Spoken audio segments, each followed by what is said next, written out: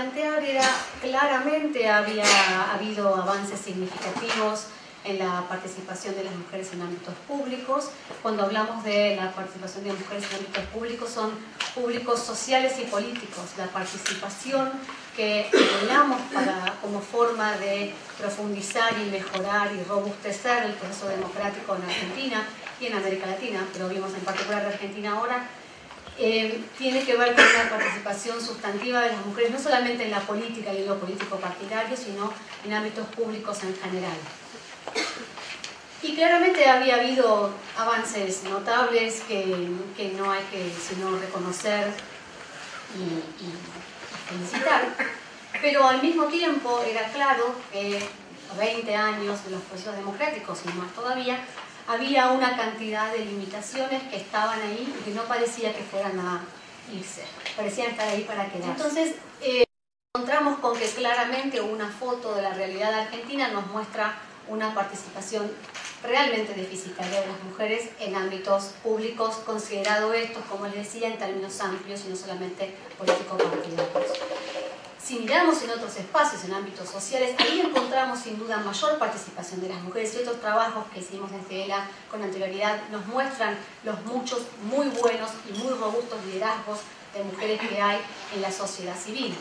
Ahora, si miramos la participación en la sociedad civil en términos más amplios, también podemos ver que las mujeres en general participan en determinado tipo de asociaciones civiles y determinados cargos dentro de Entonces, las preguntas el problema que veíamos, que se hacía claro de la experiencia de ELA y de los trabajos de tantas colegas y organizaciones amigas, era que muchos de los obstáculos objetivos claramente habían sido superados.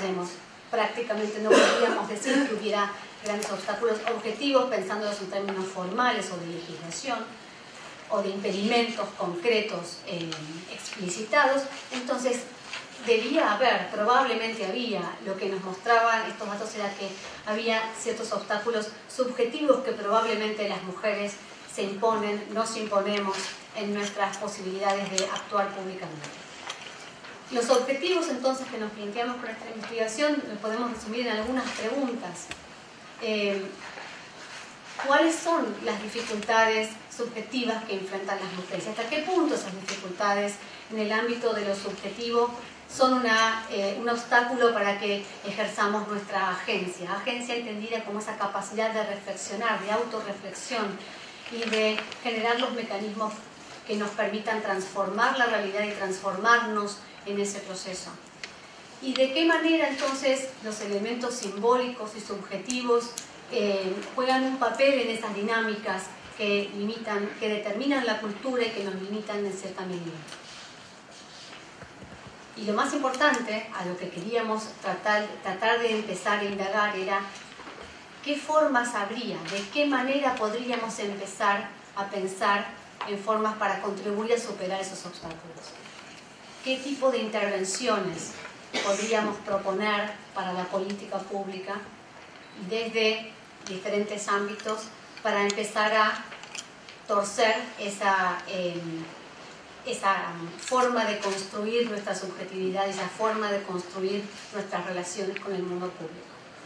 Entonces, la investigación tuvo diversas etapas, una parte más bien de indagación teórica y de construcción de un marco teórico desde donde analizar estos temas, pero sobre todo tuvo una parte muy sustantiva, muy importante, que es lo que vamos a compartir fundamentalmente con ustedes esta noche, que fue indagar a través de entrevistas en profundidad a un conjunto de mujeres cuáles eran esos mecanismos ejecutivos que habilitaban o limitaban las posibilidades del desarrollo de esa capacidad de acción y de reflexión de las mujeres. Se entrevistó entonces a 36 mujeres que clasificamos en participativas o no participativas, en el sentido de que tenían alguna forma de actuación en ámbitos públicos entendidos de esta manera amplia que comentaba al inicio, y mujeres que no lo hacían, o que lo habían hecho pero ya no estaban en forma de actuación en ámbitos públicos se habían retraído o habían retrocedido al ámbito privado. Estas entrevistas se llevaron a cabo en el ámbito de Gran Buenos Aires, en Mendoza y en Jujuy, para tratar de tener pinceladas de miradas sobre mujeres de sociedades distintas, de culturas más o menos diversas. Y está claro por el número de entrevistas que son pinceladas y que son apenas una forma de comenzar a mirar en esta metodología, en esta forma de indagación que fue sumamente rica, con entrevistas en profundidad, no estructuradas, abiertas, de larga duración, cuáles eran aquellos mecanismos que las mujeres explicitaban o que podíamos entender a partir de un análisis profundo de esos discursos. Como complemento de ese material de la investigación, se hicieron también entrevistas a mujeres y varones formadores de opinión de las 3 diferentes jurisdicciones, para tener una mirada distinta. Obviamente también eran mujeres y varones en los casos participativos, digamos, que tenían una actuación clara en el ámbito público, pero también por su posición institucional o en la sociedad, son personas que son en sí mismas formadores de opinión. Y también se hizo de forma complementaria una revisión de cierto volumen, de cierta cantidad de noticias vinculadas con mujeres en ámbitos públicos en la prensa gráfica, para también ahí tener una mirada tomando 3 diarios nacionales, una mirada parcial y acotada de cuál es el discurso que los medios abonan, ¿no?, al que los medios contribuyen desde la mirada de las mujeres que actúan públicamente. Como se imaginan, gracias al enorme trabajo que lideraron Ruth Andrada y Diana Chanquía, en la indagación de las entrevistas, el material que se obtuvo fue de una riqueza realmente muy interesante. Entonces, lo que pensamos es ordenarlo en 4 grandes ejes, y vamos a compartir entonces con ustedes algunas miradas a partir de estos principales hallazgos que queremos compartir. Uno es cómo definen las mujeres la idea de participación. Nosotros les conté cuál era nuestra hipótesis de trabajo respecto de lo que es la participación, pero es interesante ver qué es lo que cada una de estas mujeres participativas y no participativas entendía por la participación y dónde y cómo actuaban en esos ámbitos públicos o sociales. El segundo es qué se busca con la participación, por qué las mujeres consideran, y en la mayoría lo consideraban, o las que consideraban, por qué era positivo, por qué habría de ser bueno que una mujer participe en un ámbito público, por qué habría de ser positivo, deseable, algo para fomentar. En tercer lugar, cuáles son, lo más importante, cuáles son los obstáculos que enfrentan las mujeres para esa participación. Y cuando compartamos cuáles son los obstáculos, no solamente los obstáculos que las mujeres no participativas identifican y que las limitan en su posibilidad de participación. Por el contrario, muy rico fue el material que obtuvimos de las mujeres participativas que, porque tienen esa capacidad de reflexión y ese ejercicio de reflexionar sobre sus propias prácticas, estas mujeres contaban aquellos obstáculos que todavía seguían enfrentando y que, sin embargo, no las paralizaban y les permitían seguir construyendo y construyéndose en ese proceso de agenciamiento. Y por último, ¿cuál es el proceso que lleva a las mujeres a participar políticamente? ¿Qué pasa? ¿En qué proceso lleva a que una mujer finalmente venza o esté en proceso de vencer o trabaje para superar los obstáculos que le encuentran limitándose en sus posibilidades de actuar públicamente? Bien. ¿Qué obstáculos se enfrentan?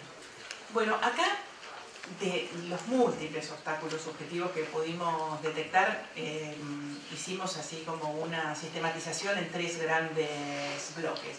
Uno tendría que ser aquellos que tienen que ver con las dificultades de autovaloración, que son, por un lado, eso de subestimar las propias capacidades, pero por el otro lado, de sobrevalorar lo que haría falta para participar, ¿no? Es decir, no, yo no puedo, las mujeres que participan son muy fuertes, son muy, saben mucho, están muy bien formadas, tienen una capacidad de resistencia que yo no tengo,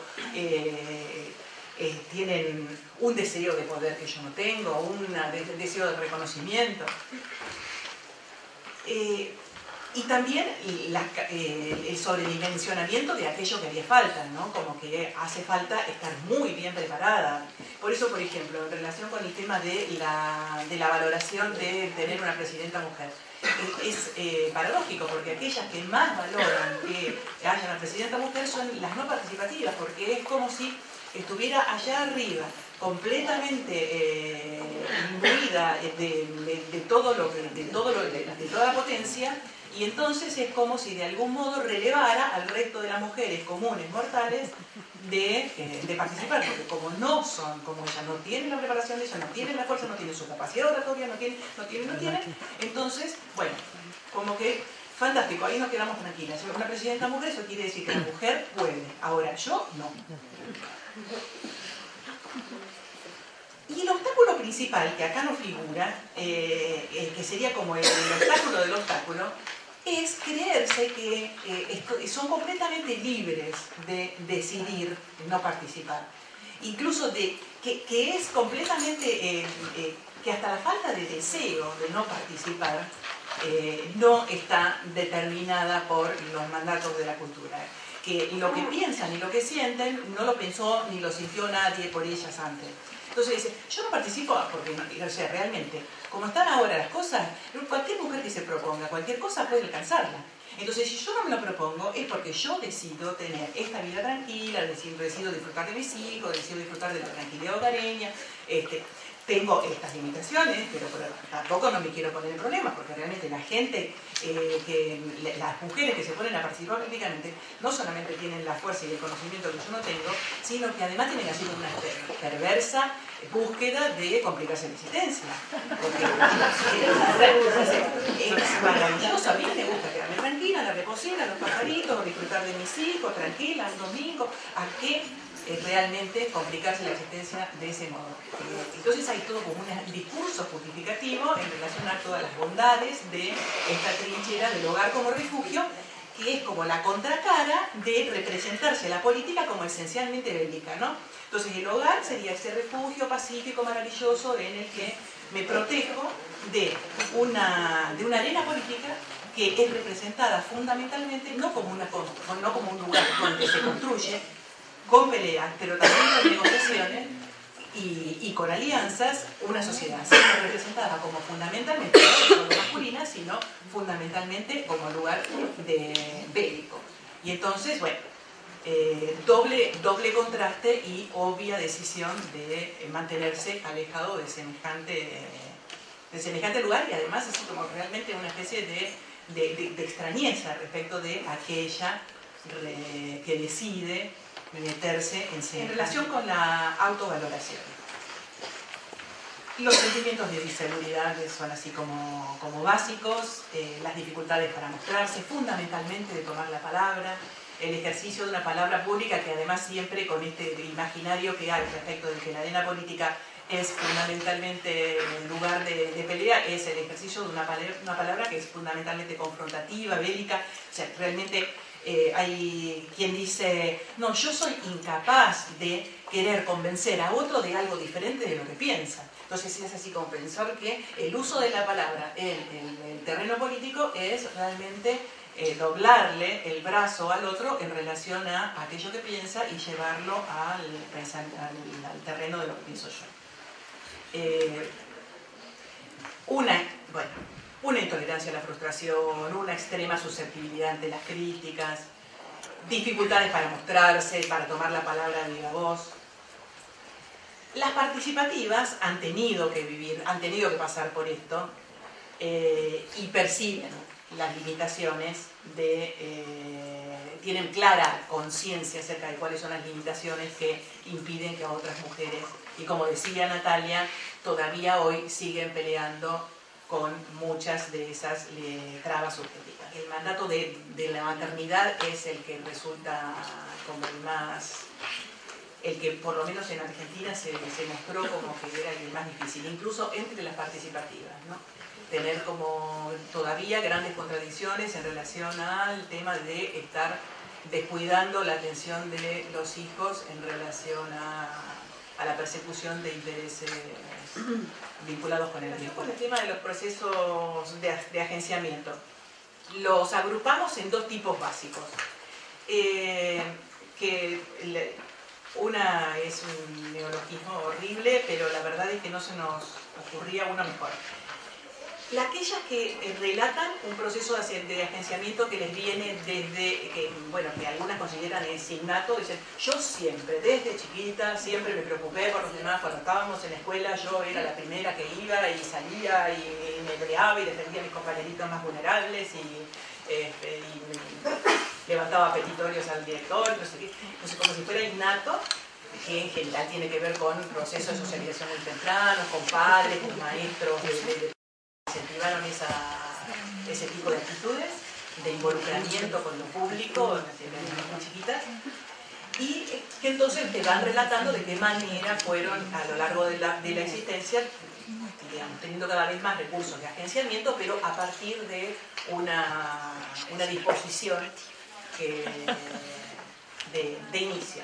Y las acontecimentales, que en realidad como que encontramos que el pensamiento de Badiou con el concepto de acontecimiento nos venía muy bien para pensar esto. De qué manera un hecho se transforma en acontecimiento cuando el sujeto lo significa como tal. O sea, cuando dice este hecho no es un hecho cualquiera, sino que es un acontecimiento, quiere decir que establece una diferencia entre un antes y un después.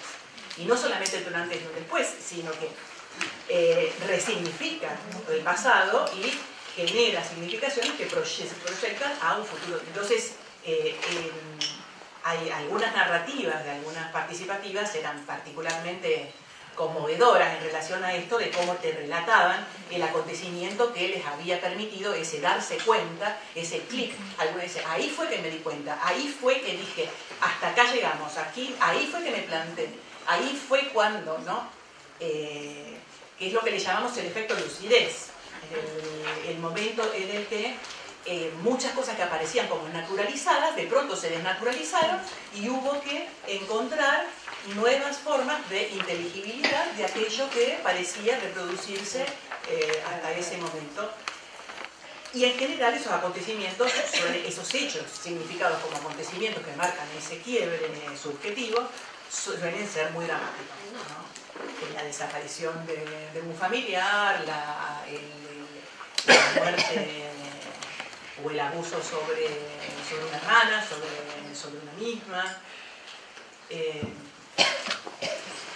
Y acá rescatamos uno, dice, la primera vez que a mí me hizo un clic en la cabeza, ahí estaba remarcado algo que ahora desapareció la marquita, que decía, yo vi la policía que estaba no sé qué. Ese yo vi, porque además este verbatim está sacado de una discusión que tuvo con su madre, que la madre le decía, pero si vos tenés una nena, vos tenés la obligación de quedarte en tu casa, porque vos tenés una criatura que alimentar, entonces vos tenés que ir a trabajar encima, con el proceso de participación en el que se había metido, había perdido el marido, lo cual suele ser como muy recurrente. Y entonces la madre la retaba y le decía, estás descuidando a tu hija. Y entonces ella dice, pero mamá, yo vi cómo la policía reprimía. Y yo estuve en ese piquete con esa gente que fue reprimida. Entonces yo no puedo olvidarme de esto que vi. Entonces realmente eso hace acordar tanto a cómo Badiou describe la importancia que tiene el acontecimiento y esa especie de acto de fe que el acontecimiento genera y respecto del cual ya es como si no hubiera posibilidad de decidir un momento. Cerrada, solamente una primera aproximación a lo que sobre lo que creemos que hay que trabajar y seguir dialogando para profundizar otras propuestas que nos lleven a generar un cambio para finalmente lograr ese objetivo que proponía IDRC al inicio de la investigación y que nos guía a muchas de nosotras en nuestro trabajo cotidiano de generar sociedades más inclusivas, más justas, más participativas y con mayor libertad.